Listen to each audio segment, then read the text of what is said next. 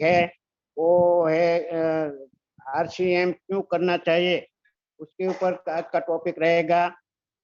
तो वो टॉपिक हम जब तक ये चालू करें तब तक सभी साथियों को रिक्वेस्ट करता हूँ कि सूरत गुजरात से मैं 2007 से ये सिस्टम में जुड़ा हूँ और सीखता हूँ। और सीखते सीखते जो हमने ये अनुभव हुआ है उसमें जो संघर्ष भी आया है, कुछ भी आया है, वो मैं आज बताऊंगा।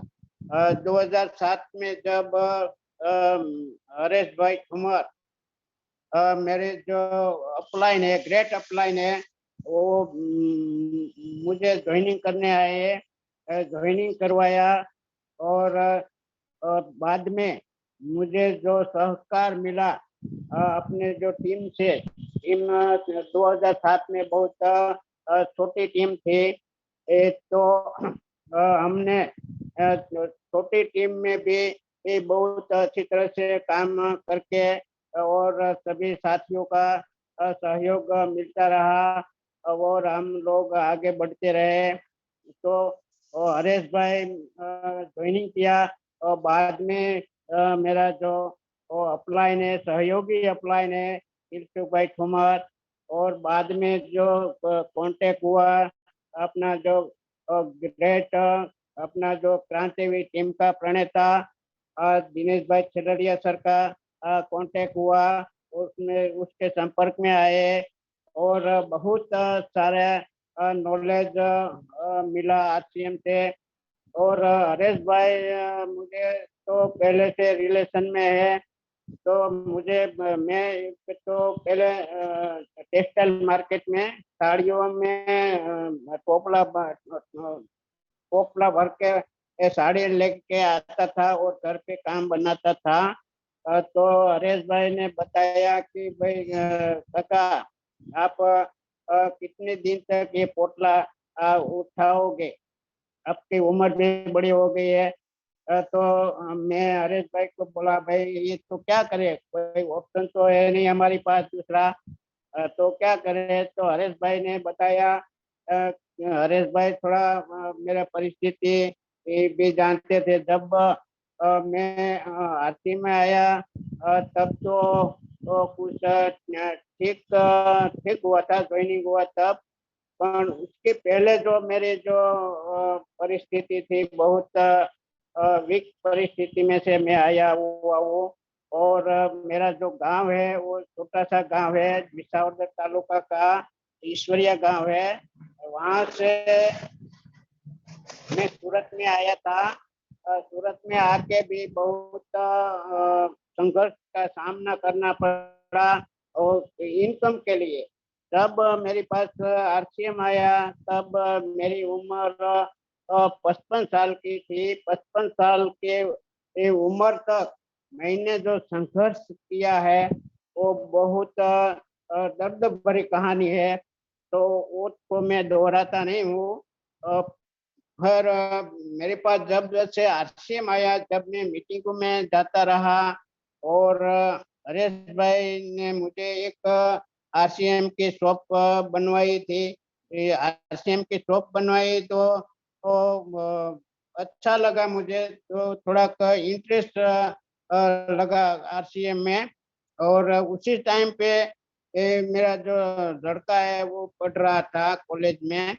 और मैं तो उसी टाइम पे टेक्सटाइल मार्केट में साड़ियों का काम लेके आता था और लड़का काम कर रहा था। तो उसने भी थोड़ा नेटवर्क बनाया और काम अच्छी तरह से चलाया।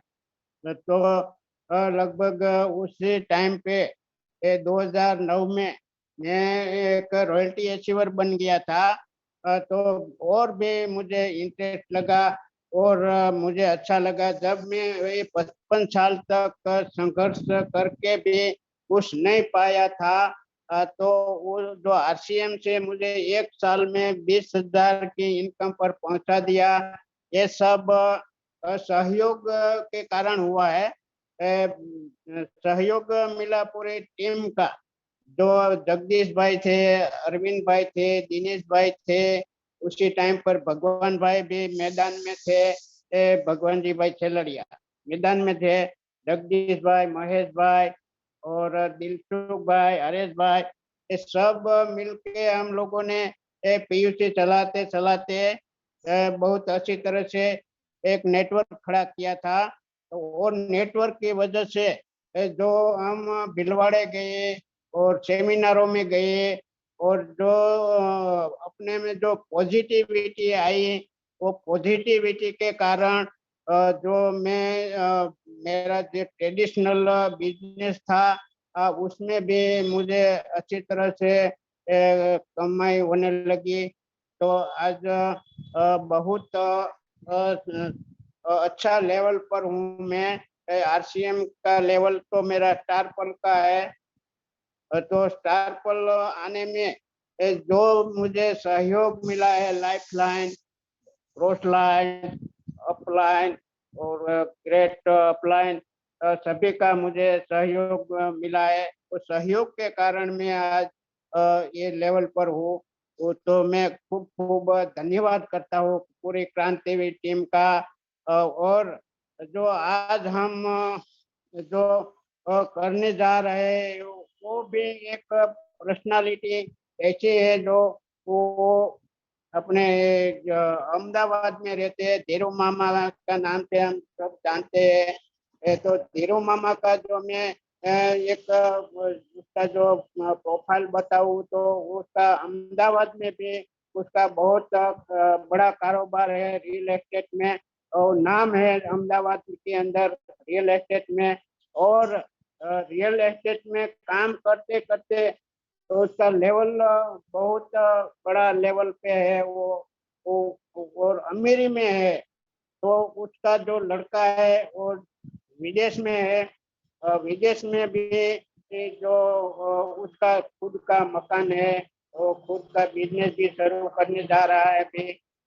और धीरू भाई, धीरू मामा का जो बात करूं तो वो उसमें तो उसके पैसा तो कोई कमी नहीं है। फिर भी जो आरसीएम कर रहा है तो वो एक बहुत बड़ी बात है। अपने जो आरसीएम क्रांतिवीर टीम में उसके एक प्रेरणा लेने लायक पर्सन है। तो उस मैं जो बताया उससे जो मैं ये तो बताया आज के जो मीटिंग का तो आरसीएम क्यों करना चाहिए, तो मैं थोड़ा पॉइंट बताता हूँ। एक तो हेल्थ और वेल्थ के लिए मैंने तो काम किया था। वेल्थ वेल्थ के लिए पहले तो जोड़ा था, वेल्थ के लिए किया तो उसमें हेल्थ मिला तो बहुत अच्छा रहा। हेल्थ के वजह से आज 70 साल की उम्र में भी मैं अच्छी तरह से घूम फिर सकता हूँ, चल सकता हूँ, फिर सकता हूँ और अच्छी तरह से कार्य भी कर सकता हूँ। तो ये हेल्थ के वेल्थ, ये आरसीएम इसलिए करना है अपने को, हेल्थ के लिए। हेल्थ सही तो लाइफ सही। तो अब आज इस जो मैंने जो पॉजिटिविटी आई थी आरसीएम में, जो मीटिंगों में, सेमिनारों में, और दिनेश भाई का जो माइंड पावर से जो प्रभावित हुआ था उससे तो बहुत प्रभावित हुआ था। तो इतनी पॉजिटिविटी आई तो वो दोनों बिजनेस में, मेरा जो ट्रेडिशनल बिजनेस है उसमें भी इतना प्रोग्रेस हुआ और आरसीएम में भी इतना प्रोग्रेस हुआ।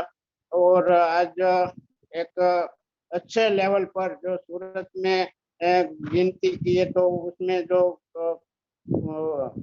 अमीरी में है तो खुद अपने को बदलाव करना पड़ेगा आरसीएम में।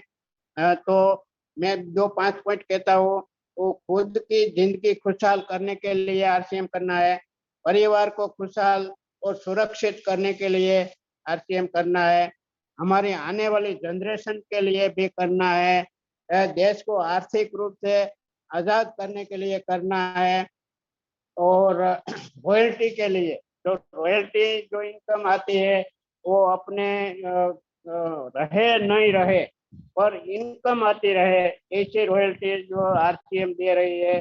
तो आज आरसीएम क्यों करना है, उसके ऊपर मैं आपके जोरदार सभी के तालियों से मैं धीरू मामा को इनवाइट करता हूँ। तो वेलकम धीरू मामा, खूब खूब धन्यवाद। नमस्कार नमस्कार बालू दादा, आरसीएम बालू दादा, आपने तो सब कुछ बता दिया। आरसीएम में बालू दादा आपने जो संघर्ष किया, गरीब परिस्थिति में से आके अपने संघर्ष करके इतना लेवल हासिल किया, आरसीएम में भी लेवल हासिल किया और रियल लाइफ में भी आपने बहुत बड़ा पैसा बनाया, ऐसा मैंने सुना है। मैंने आज आपको सब सूरत में आके आप सही ढंग से कुछ देखा नहीं, लेकिन सुना जरूर है कि बालू दादा बहुत पैसे वाले हैं। तो खूब खूब धन्यवाद बालू दादा, आपने बहुत अच्छी तरह से बताया।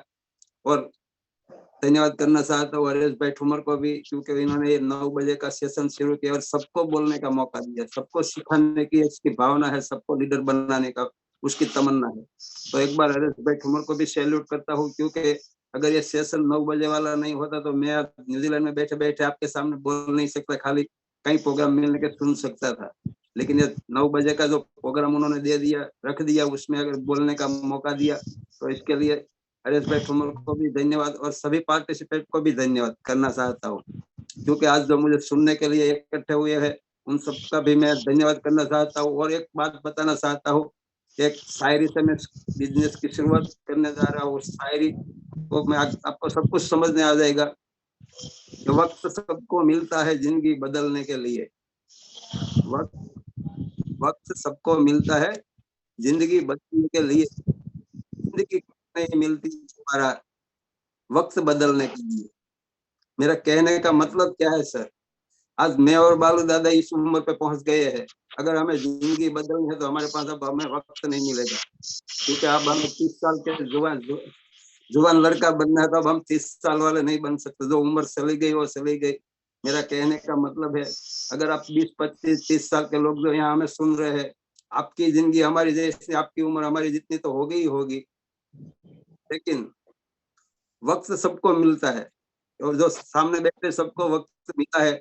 जिंदगी अगर बदलनी है तो इसी में आप बदल सकते हो, लेकिन जिंदगी कभी नहीं मिलेगी दोबारा ये वक्त बदलने के लिए। तो खूब खूब धन्यवाद।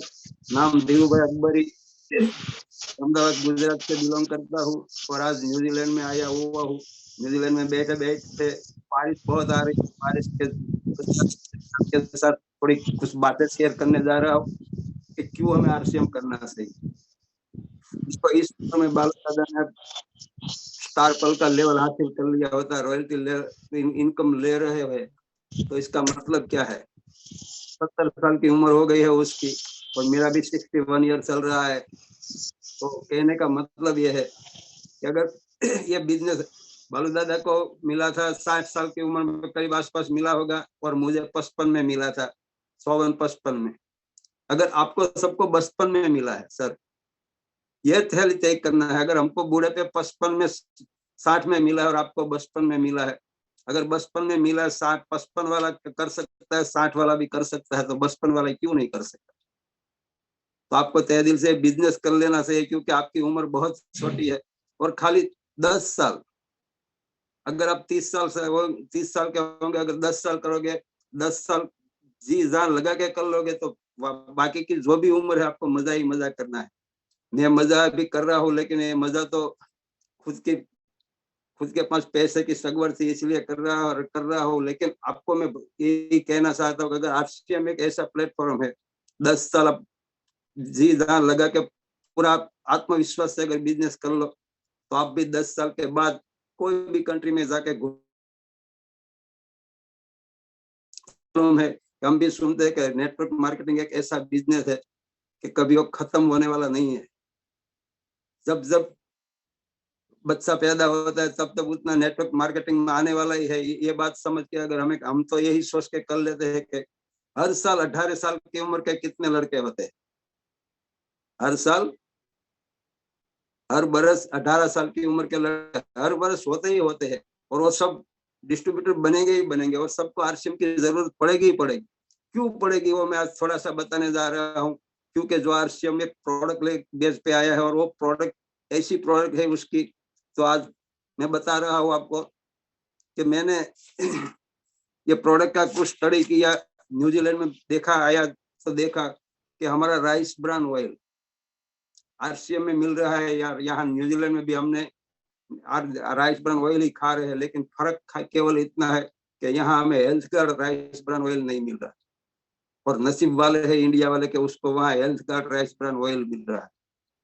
क्यों उसका फर्क मैं दिखाने जा रहा हूँ। आज मैं न्यूजीलैंड में हमने health card rice bran oil लिया है, लेकिन हेल्थ कार्ड नहीं है, लेकिन राइस ब्रान ऑयल की कीमत देखो ना सर, तो पर लीटर 675 रुपया पर लीटर कीमत है। आज जो हमारे घर में आया है ना, ये 1 लीटर का 675 रुपया है। यहाँ 2 लीटर का डिब्बा मिलता है, 2 लीटर की बोतल मिलती है, तो उसकी कीमत करीब करीब 1350 रुपया होती है।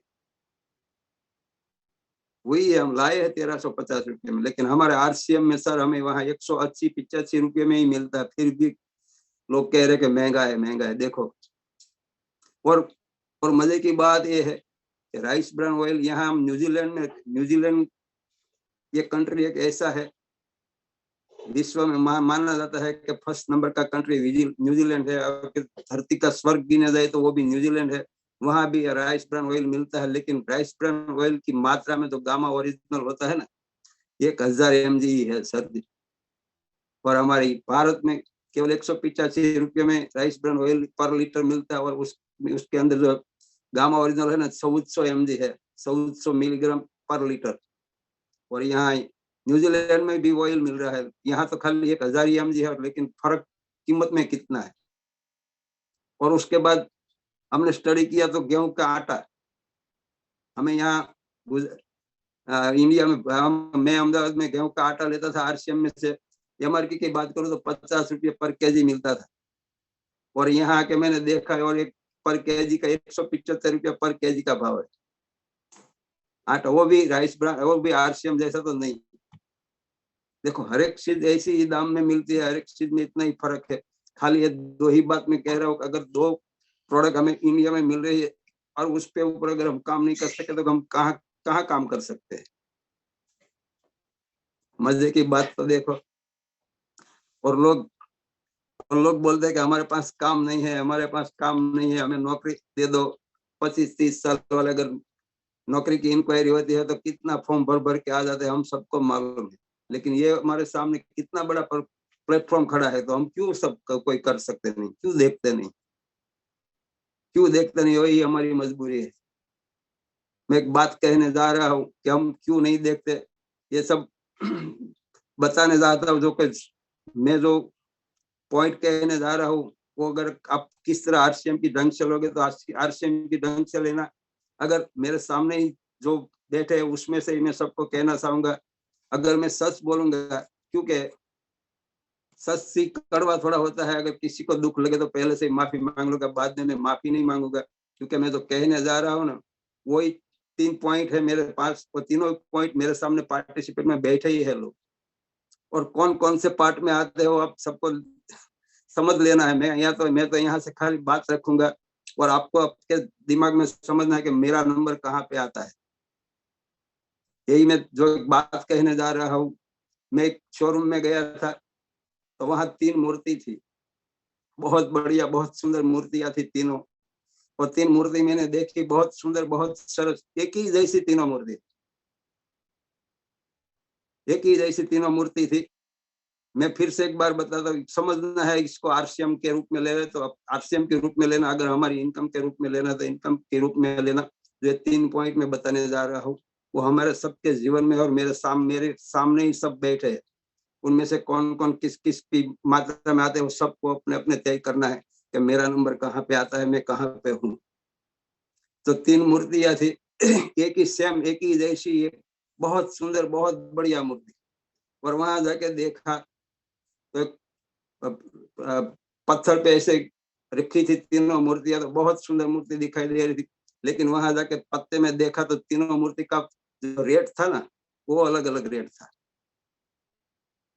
3 मूर्ति थी, मूर्ति का रेट अलग अलग था।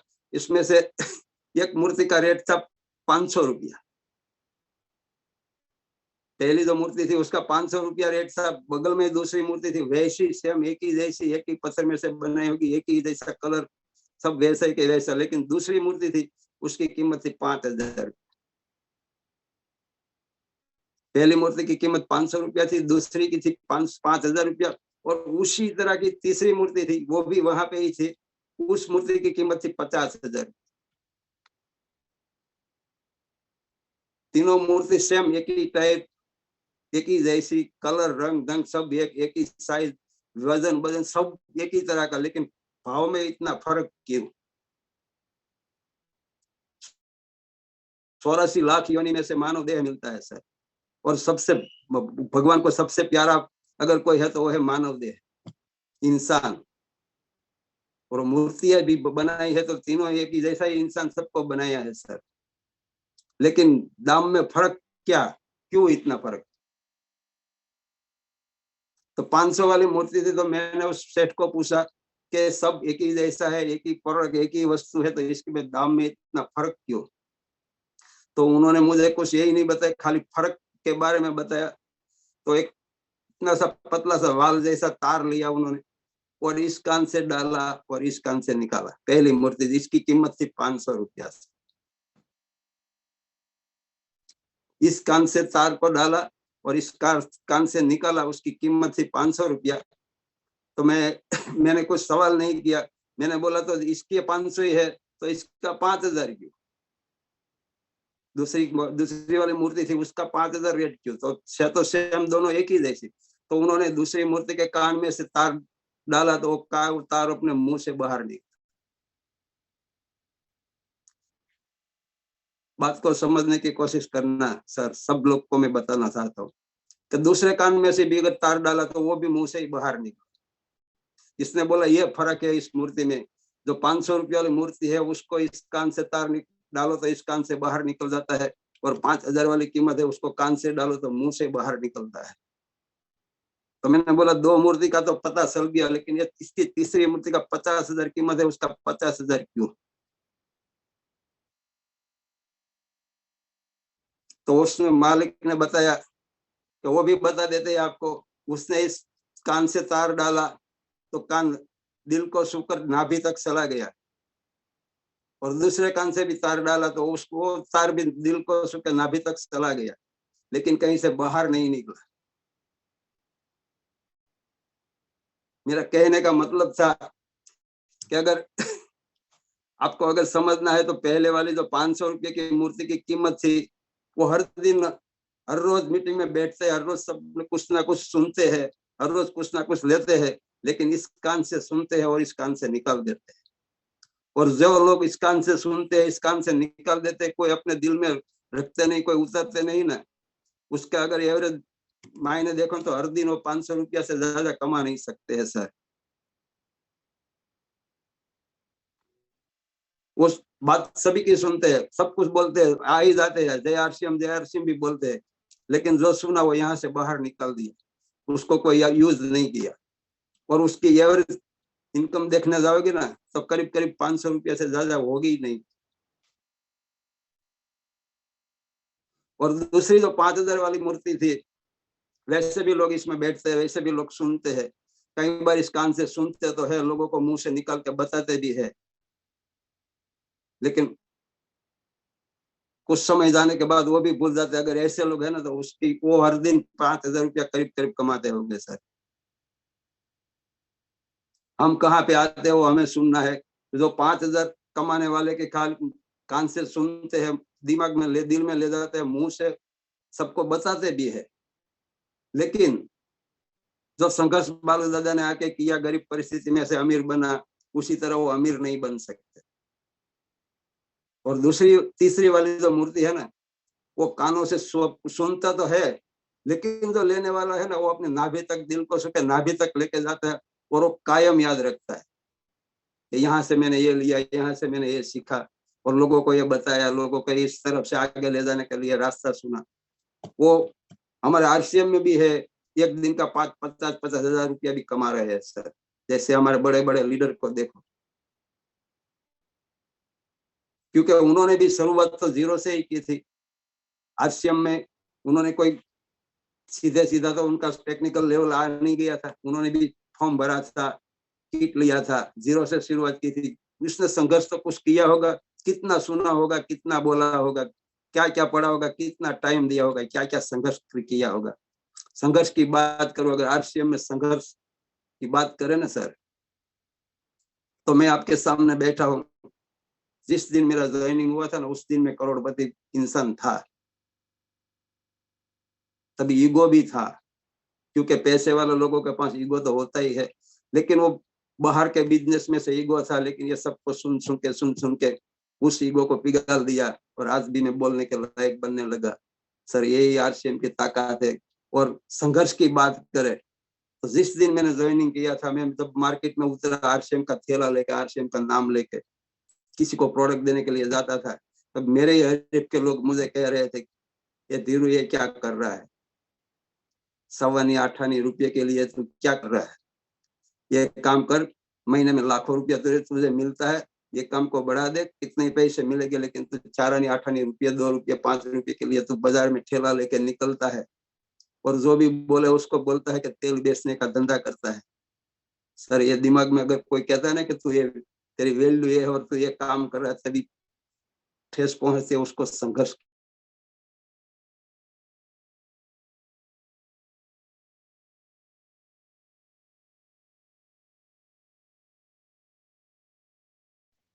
कल बताया था नाम, या जो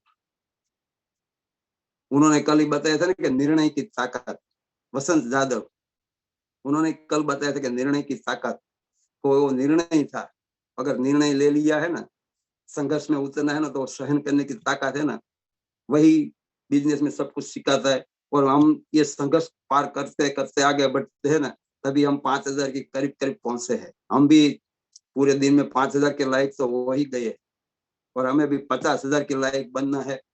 और 50,000 के लायक बनने के लिए हरीश भाई ठुमर को फिर से धन्यवाद कहना चाहता हूँ, क्योंकि 9 बजे का सेशन ऐसा उसने रख दिया है कि हर कोई आके बोल सकता है, हर कोई आके सीख सकता है। उसने तो किताब खोल के रख दिया है, आपको सीखना है नहीं सीखना है आपकी मर्जी है। मैं बात करूं सर, और बाहर के बिजनेस की, तो बाहर का बिजनेस में कहाँ संघर्ष भी नहीं है, कौन कहता है कि संघर्ष, वहां भी हमारा बहुत संघर्ष हुआ था। हमने 1978 में एक हीरे के एक घंटे से शुरुआत किया था, फैक्ट्री की थी, लेकिन 1987 में अगर ऐसा एक झटका लगा तो एक ही स्थिति में 22 लाख रुपए से लगे थे, हम जीरो हो गए थे फिर से। और 1989 में फिर से शुरू किया था, तो 1992 में हमारा खुद का बंगला भी हो गया था हीराबाग में। फिर 1993 में एक और झटका लगा था, जो हमारे बड़े भाई थे, बड़े हमसे बड़े, सबसे बड़ा भाई था, उसको एक बीमारी लग गई थी पैरालिसिस की, और 1 साल बीमार रह के वो उसको देहांत हो गया था। लेकिन पहले ही दिन से बीमारी ऐसी हो गई थी, उसकी जुबान चली गई थी, जब तक जिएंगे तब तक उसकी जबान नहीं आई। बाहर किसी के पास से कुछ लेना था, वो तो आया नहीं, देना था तो सब देना पड़ा। फिर से एक झटका लगा था, संघर्ष वहां भी आया था, फिर से हमने हिम्मत नहीं आ रही थी, हम फिर से खड़े हुए, फिर से बैठे हुए। फिर 1997 में फिर एक झटका आया, जब मैं राजस्थान में गया था, तो मैंने राजस्थान में कोटा स्टोन के खान लिया था। कोटा स्टोन खान के लिए जो जगह लिया था, 2 लाख रुपया वहां मैंने उसको दिया था, 16 लाख में खरीदारी की थी।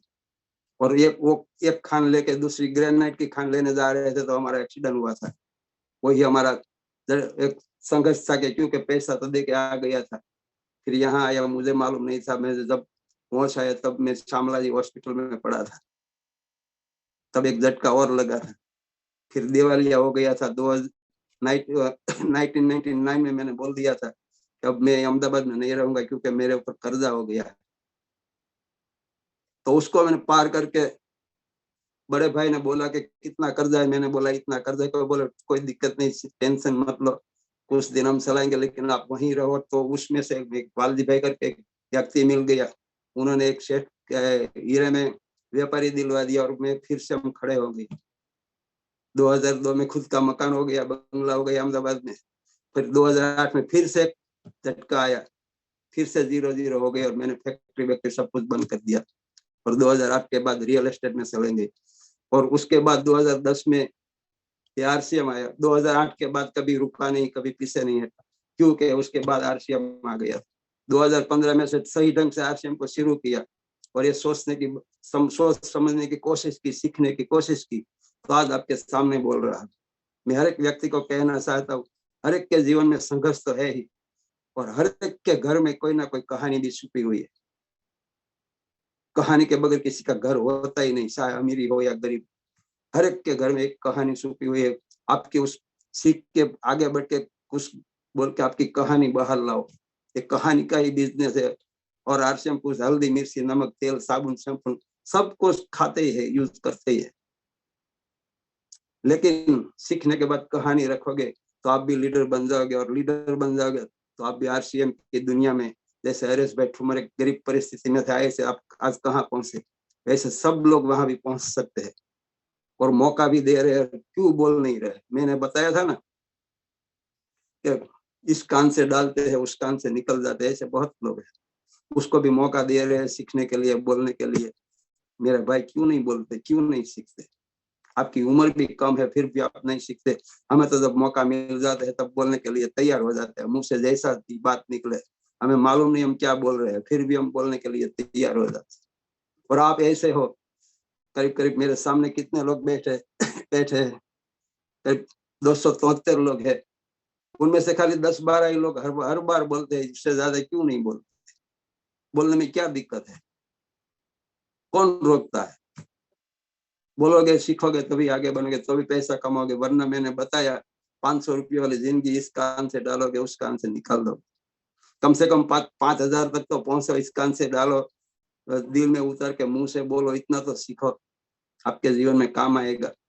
यही तो तरीका है। और हमने तो तय कर लिया, मैंने और बालू दादा ने, कि हमें तो एक पर डे 50,000 हमें कमाना है। पर डे हमें 50,000 कमाना है। ये हमें क्षमता रख के आरसीएम कर रहे हैं। इसीलिए हम हर एक मीटिंग में बैठ जाते हैं, जहां मौका मिला वहां बोल लेते हैं। हाथ में माइक आने तो छोड़ने की बात नहीं हम समझते, जितना जो लगे वो बोलते ही जाते हैं। और एक सही बात बताओ सर, कोई भी व्यापार हो, कोई भी हो, जितना जितना बड़ा हो जाता है ना, वैल्यू उतनी कम होती जाती है। जितना जितना पुराना हो जाता है, वैल्यू उतनी उतनी कम हो जाती है। जैसे मैं आपको कहानी कहने जा रहा हूँ कि एम्बेसडर कार को देख लो, फियाट कार को देख लो, कितनी पुरानी हो गई, आज उसकी वैल्यू क्या है। राजदूत को देख लो, नोकिया फोन देख लो, आज तो मोबाइल फोन है ना सबके पास। नोकिया फोन के बारे में देख लो, कैमरा के बारे में देख लो, जितना पुराना हो गया वैल्यू उतनी कम हो गई। अरे हर एक उसकी बात क्या है, इंसान के जीवन में भी देखो, बुजुर्ग के जीवन में जाओ, हर एक के घर में बूढ़े माँ बाप हो गए। आज कहना तो नहीं चाहता, लेकिन फिर भी शब्द निकल गया तो कह देता हूँ कि क्या आपके घर में जाकर देखना इसकी वैल्यू क्या है। और आरसीएम बिजनेस एक ऐसा है, जितना जैसे जैसे पुराना होते जाओगे, जैसे जैसे लेवल बढ़ते जाएंगे, आपकी वैल्यू बढ़ती जाएगी, आपका मान सम्मान बढ़ता जाएगा। इसलिए आरसीएम करो। अगर ये सब मैंने तो मेरे जीवन की कहानी बताई, उसके के लिए ना करो तो ना सही, लेकिन अपनी वैल्यू बढ़ाने के लिए तो करो। आज मैं और बालू दादा जितने जितने बड़े होते जाएंगे, उतनी उतनी वैल्यू हम बढ़ाने के लिए आरसीएम कर रहे हैं। हम दोनों के घर में से किसी को पैसे की कमी नहीं, फिर भी क्यों आपके सामने बैठते हैं, बोलते हैं। हमारी वैल्यू बढ़ती है, लेवल बढ़ता है तो वैल्यू बढ़ती है, फुलार मिलता है, मान सम्मान मिलता है। ये सब करने के लिए हमें आरसीएम करना है। और मेरी सबको रिक्वेस्ट है, जितने भी लोग मुझे सुन रहे हैं, अगर सही ढंग से सुन रहे हैं तो सबको रिक्वेस्ट है कि आप आने वाली जिंदगी में आपका मान सम्मान बढ़ाने के लिए तो आरसीएम करो। हल्दी मिर्ची नमक धनिया तो हम खाते ही और खाएंगे, जब तक जिएंगे तब तक खाएंगे, उसमें कोई फर्क पड़ने वाला नहीं है। लेकिन हमारी जिंदगी आने वाली जितने जितने बुढ़ापे होते जाएंगे, उतना उतना मान सम्मान बढ़ेगा। उसके लिए तो आरसीएम कर लो। बस मैं यहाँ तक कहना था। और अगर आगे की बात अगर कहना चाहो, अगर हरेश भाई ठुमर है हमारे सामने तो और तो हरेश भाई ठुमर। थैंक यू, जय आरसीएम। जी जबरदस्त, शानदार, जानदार बालू दादा और हीरू मामा, जो हमारे टीम के सबसे युवान यंग, भाग सकते हैं, लड़ सकते हैं, जीत सकते हैं और टेक्निकल की इनकम पा रहे हैं। ये तो तो धीरू मामा टेक्निकल पर नहीं है, लेकिन इनकम तो टेक्निकल जैसी ही उनको आ रही है और बहुत ही जबरदस्त उसके अंदर ऊर्जा है, पावर है, ताकत है और जबरदस्त शानदार जानदार है। लेकिन मैं आज कुछ अलग आपके बात कहना चाहता हूँ। संख्या कम है लेकिन कुछ अलग आज आपके सामने बात करना चाहता हूँ। मैं 5 मिनट अभी लेना चाहूंगा कुछ बात करने के लिए, क्योंकि कंपनी कुछ अलग प्लानिंग आ रही है 25 तारीख को, उसकी बात थोड़ी करना चाहता हूँ। आपकी टीम से अगर कोई नहीं है तो जल्दी से जुड़वा दीजिए तो डायरेक्ट वो सुन पाए।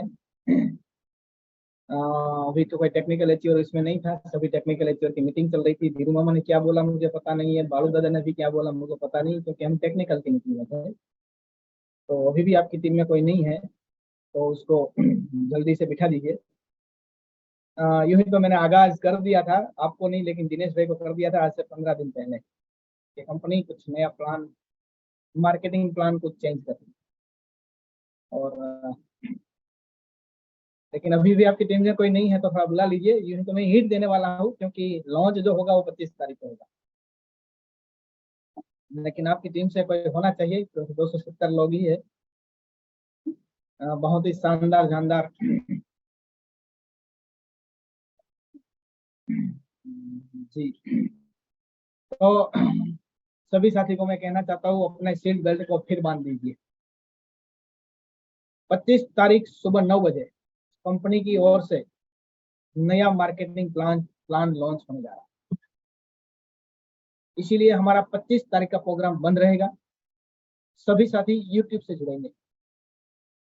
कंपनी की जो यूट्यूब की लिंक आपको मिल जाएगी। शायद बहुत सारे लोगों को मैंने पोस्टर भेज दिया है, बहुत सारे लोगों को ग्रुप में आ भी चुका है। आज तक के 23 साल के इतिहास में कभी नहीं हुआ ऐसा कुछ होने जा रहा है। इतना ही नहीं, जितनी भी डायरेक्ट सेलिंग सिस्टम कंपनियां चल रही है उन सभी को भी मात देने वाला प्लान होने वाला है। आपकी टीम में जितने भी टर्मिनेट है उसको भी जगा दीजिए। आपकी टीम में जितने भी थोड़ा लाभ मामा नहीं ले पाएंगे क्योंकि न्यूजीलैंड में है मामा, मामा को भी प्लान की टिकट लेकर भागना पड़ेगा वहां से। इमरजेंसी प्लान की टिकट ले लो मामा, आप आ जाओ जल्दी से गुजरात में इंडिया में, क्योंकि प्लान कुछ ऐसा लॉन्च होने वाला है। और ये मैं आपको बताना चाहता हूँ, ये प्लान मैंने आज से 15 दिन पहले दिनेश भाई को हिंट दे दी। दिनेश भाई कुछ ऐसा होने वाला है और मैं इसीलिए कहना चाहता हूँ, शायद आप किसी को पता नहीं होगा, मैं पटना में महावीर को मिला था और मेरी पोस्टर भी आया था कि अचानक मेरी मुलाकात महावीर सारंग सर से हो गई है और उन्होंने उस समय मुझे हिंट दे दी, कैरेश भाई कुछ बड़ा करना होगा क्योंकि कुछ अलग सा प्लान कंपनी तैयार कर रही है और इतना जबरदस्त प्लान है अभी किसी को बता नहीं सकते क्योंकि वो 25 तारीख को ही होगा। और किसी भी अपलाइन को भी परेशानी मत करना कौन सा कैसा किस तरह से प्लान होगा। इस थैले में क्या है अगर आप बता देंगे तो जितना केला होगा वो सारा केला आपको दे दूंगा, लेकिन इस थैले में कितना केला है अगर आप बता देंगे तो 12 से 12 केला आपको दे दूंगा।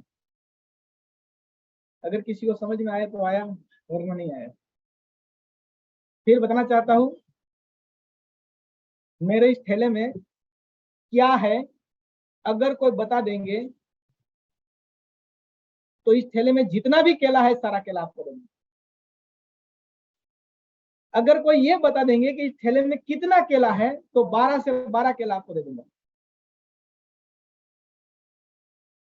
तो ये ऐसा कुछ प्लान आने वाला है, लेकिन किसी को बताना मत इसलिए मैंने भी केले कितना है और थैले में कितना केला है ये मैं नहीं बता सकता, केवल मेरे पास भी हिंट है और कुछ नहीं है।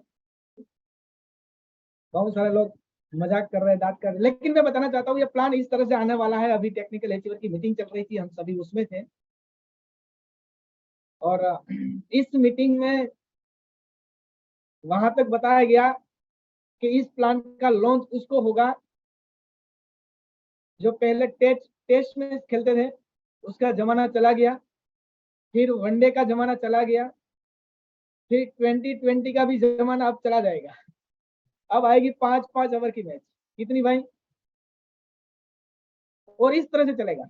जितने भी साथी सो गए हैं, जितना कि टर्मिनेट हो गया है, वो भी भागना शुरू करेंगे। इतना ही नहीं, आप अभी से तैयारी कर लो। जितने सो गए हैं ना, उसको आपको पोस्टर भेज दिया है मैंने, बहुत सारे लोगों को भेज दिया है, बहुत सारे स्टार पिन अचीवर को भी मैंने भेज दिया है। ये पोस्टर बताइए सर, 25 तारीख को सुबह 9 बजे कुछ अलग होने वाला है। हमारा 9 बजे का प्रोग्राम बंद रहेगा। 9 बजे सभी साथी, जितने भी साथी तक आप पहुंच पाए, उन सभी साथी को 9 बजे डायरेक्ट टीसीजी के माध्यम से जो लॉन्च होने वाला है, क्योंकि टीसीजी भी अलग मूड में है। वो कुछ बड़ा करना चाहते हैं, कुछ अलग करना चाहते हैं। तो सभी तैयार रह जाइए पूरी तरह से। और दूसरी भी कहना चाहता हूँ, उसके बाद हमारा टेक्निकल अचीवर जितने सुन रहे हैं उनको भी कहना चाहता हूँ, 2 मीटिंग हमने फिजिकल फाइनल कर ली है तुरंत। एक रहेगी सौराष्ट्र राजकोट में रहेगी शायद 29 तारीख को, और दूसरी रहेगी 30 तारीख को सूरत में। फिजिकल रहेगी, सभी टेक्निकल अचीवर को आना पड़ेगा। और नहीं आएगा तो आपकी मैटर है, हम कोई जबरदस्ती नहीं करेंगे, क्योंकि प्लान ही ऐसा होगा कि आप घर पे बैठ ही नहीं पाओगे।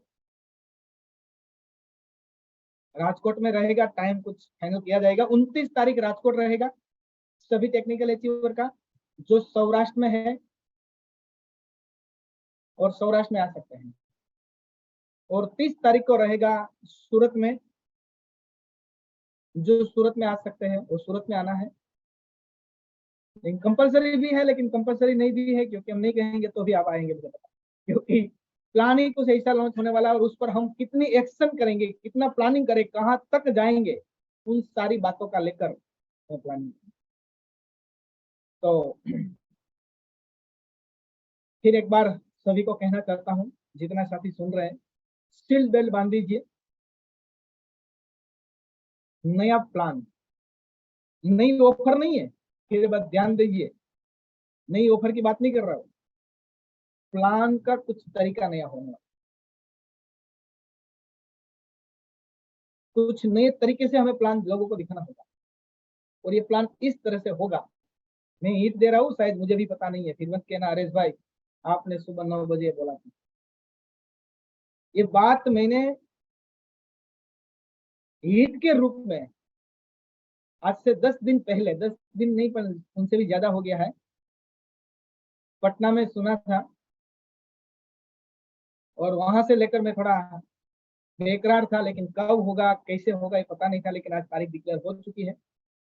25 अप्रैल सुबह 9 बजे यूट्यूब के माध्यम से टीसीजी के शब्दों के द्वारा ये पूरी तरह से लॉन्च होने वाला है। आपके एक एक डिस्ट्रीब्यूटर तक ये लिंक पहुंचाना होगा।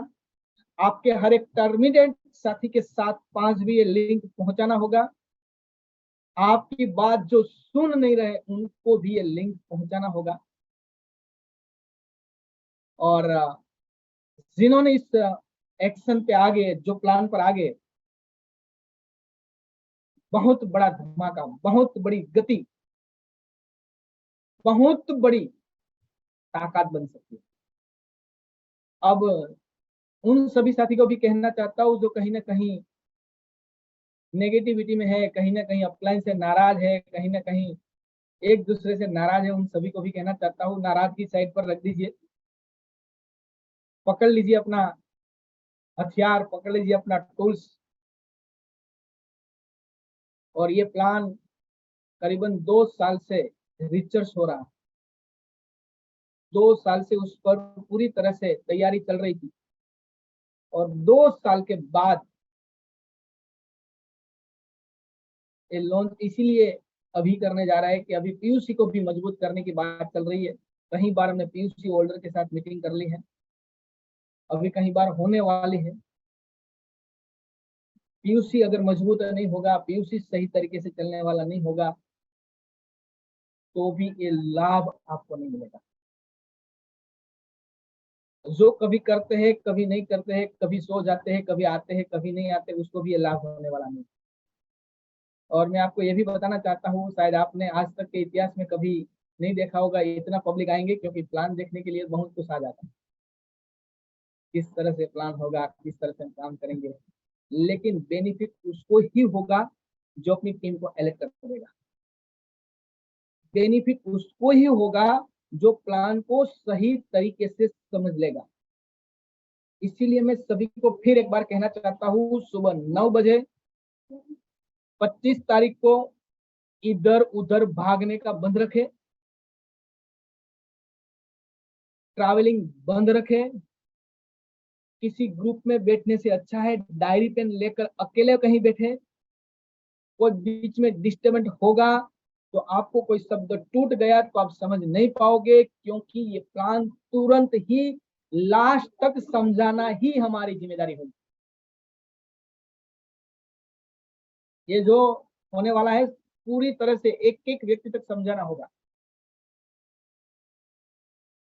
और हमारे पास प्रोडक्ट की कमी नहीं है, हमारे पास डिलीवरी सेंटर की कमी नहीं है, हमारे पास एजुकेशन की कमी नहीं है, हमारे पास सेमिनार की भी कमी नहीं है, और हमारे पास लीडरशिप की भी कमी नहीं है। सर यहाँ इतने लीडरशिप रोज बोल रहे,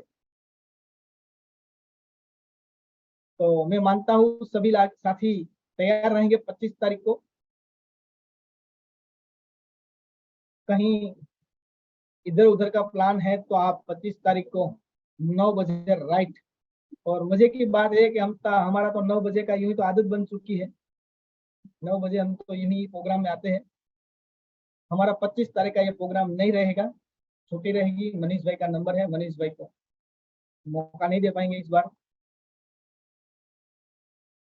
तो ज्यादा वक्त नहीं लेना है, टाइम यूं ही तो हो चुका है। तो मेरा ऐसा मानना है अभी 274 साथी है, लेकिन